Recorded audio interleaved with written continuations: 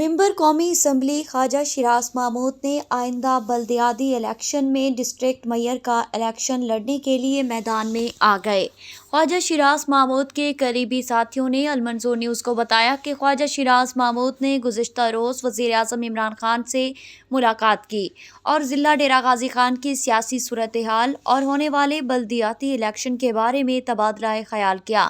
ذرائع کا دعویٰ ہے کہ خواجہ شیراز محمود نے لغاری کیسرانی کھتران کھوسہ اور لونڈ سردار جن کا تعلق پی ٹی آئی سے ہے ان سے رابطے شروع کر دیے ہیں۔ انہوں نے بتایا کہ بلدیاتی الیکشن کا شیڈول جاری ہوتے ہی خواجہ شیراز محمود شادہ لونڈ میں ایک اجلاس بلائیں گے جس میں ضلع ڈیرہ غازی خان کی تمام یونین کونسلوں کے چیئرمینوں، سابق ناظمین اور معززین علاقہ کو مدعو کیا جائے گا، جس میں اہم فیصلہ ہوگا۔ ایم نے خواجہ شیراز محمود سے جب اس سلسلہ میں رابطہ کیا گیا تو انہوں نے بتایا اب تک کوئی حتمی فیصلہ نہیں ہوا،